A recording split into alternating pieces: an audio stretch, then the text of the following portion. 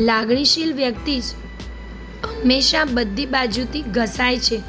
સહન કરવાનું, જતું કરવાનું, સમજવાનું, છતાં પણ ક્યારેય માન, સન્માન કે કદર થતી જ નથી.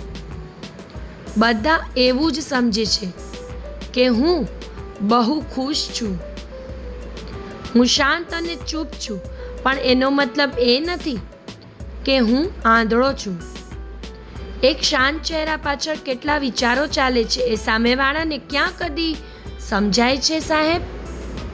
જ્યારે તમે તમારા પર આવેલા દુઃખને બીજા સામે વર્ણવો છો ત્યારે અડધાને એમાં રસ નથી હોતો ને અડધા એમ વિચારે છે કે તમે એ જ લાગના છો. જેમ જેમ આંસુ પડતા જાય છે તેમ તેમ માણસ મજબૂત બનતો જાતો હોય છે. બહુ જ ભરોસો હતો તમારા ઉપર હતો, એનો મતલબ તો ખબર છે ને તમને? જે સંબંધો માટે તમે જીવ આપતા હો એ સંબંધો જ તમારો જીવ લઈ લેતા હોય છે.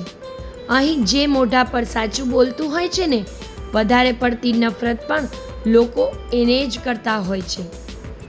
દુઃખ તો કદાચ આપણે ભૂલી જઈએ, પણ જાણી જોઈને દુઃખ આપવાવાળા લોકોને એને તો કેમ ભૂલવું આપણે? એ દિવસે તને પણ રડવું આવશે જ્યારે તને કોઈ મારા આપેલા નામથી બોલાવશે.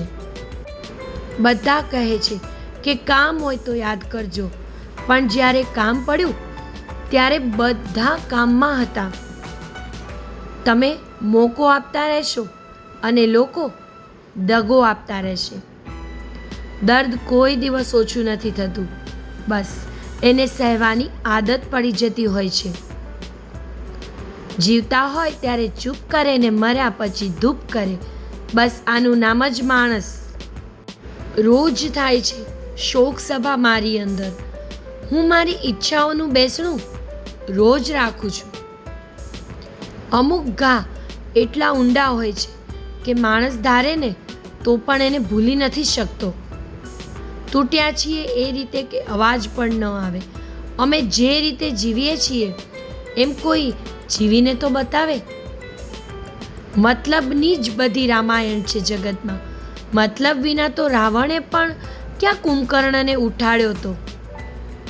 ગરીબી અને ગરીબી દ્વારા શીખવામાં મળેલો સબક હંમેશા યાદ રહે છે.